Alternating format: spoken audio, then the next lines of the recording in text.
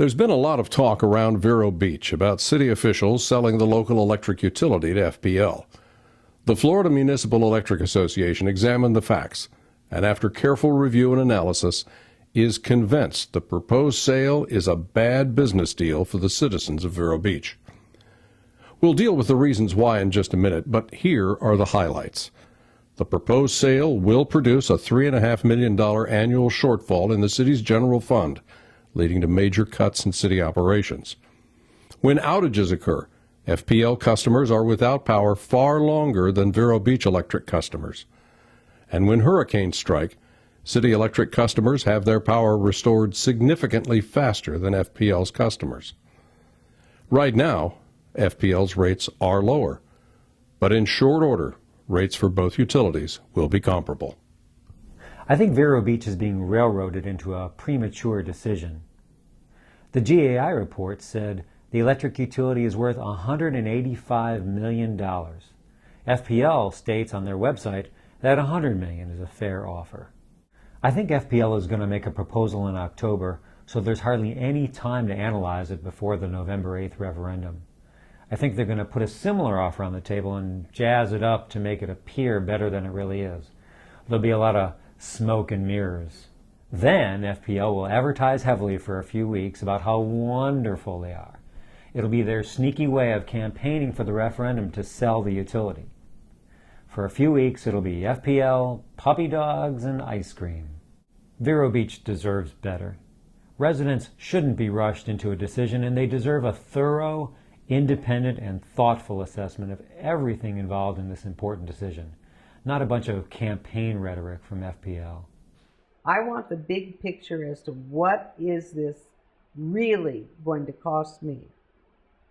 Down the road, right now, is it a good deal or a bad? I don't care if it's sold, if it's a good deal. FPL tried this same strategy in Homestead in 2002, and when the bad deal was uncovered, it was easy for city officials to give FPL a thumbs down.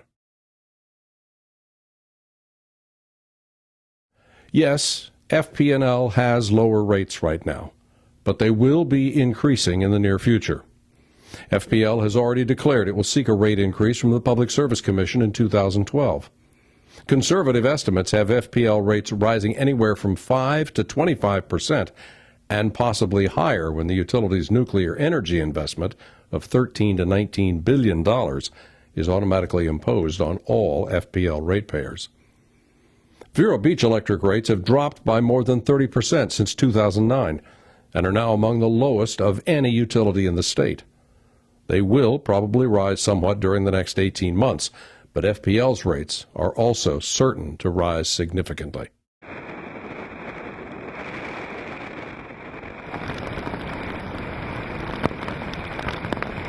Overall, both utilities demonstrate good electric reliability, but there the comparison ends. FPL is willing to accept and allow customers to remain without power for an average of 3 hours and 20 minutes. Vero Beach has no such reliability problem since the city has dedicated line workers who simply arrive faster and restore power much more quickly. This is a characteristic of municipal electric utilities. We're local. We arrive faster. Likewise, a direct comparison demonstrates FPL's hurricane restoration in Indian River County is significantly slower than Vero Beach Electric. The reason is simple. Local restoration crews are dedicated to Vero Beach and not pulled away for service in other cities. We have a lot of underground utilities, much higher percentage than FPL does as a rule, and underground doesn't get hurt in a hurricane. FPL does not dispute this. However, as customers of FPL, Vero Beach will never be the priority for immediate power restoration as it is today. There is also the issue of simple aesthetics. The city of South Daytona is in the process of buying back the poles and wires from FPL and creating a municipal electric utility. Two of the many reasons can be seen here: a lack of adequate maintenance and little or no action on repeated requests to straighten the power poles. These same issues can be found throughout FPL service areas.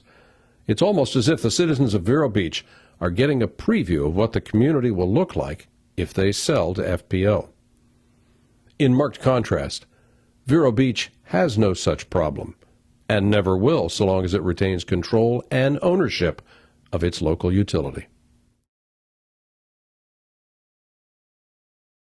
Because FPL's offer price is so low, once Vero Beach's utility debts are paid, the city will likely end up with little or no cash from the sale and could end up owing millions more just to complete the transaction.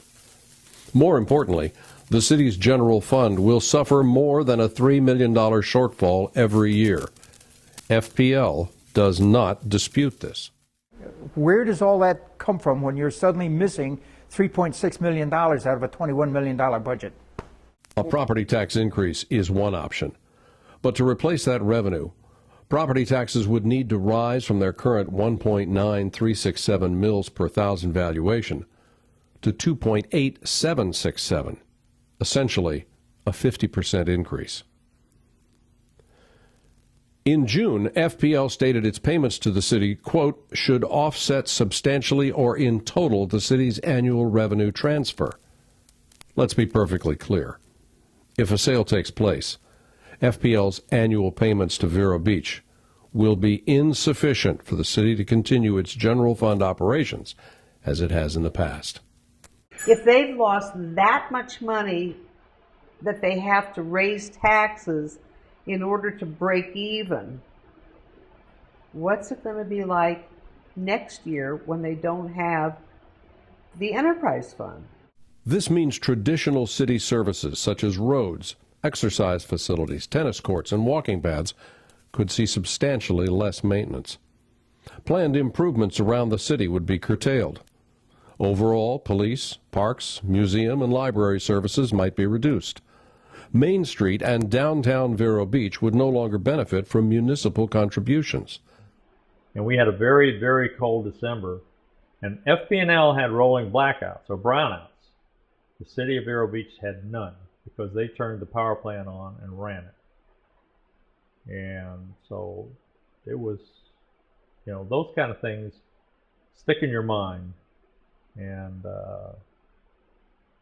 they make good reason to keep the power plant. By every reasonable measure, this is a bad business deal. Vero Beach residents, at the very least, deserve all the facts before making this very important decision. I think somebody ought to say, gee, the emperor doesn't have any clothes on. And if it's the Finance Commission's job to do that, then that's what we're going to be doing. We're going to be saying this is not a good deal.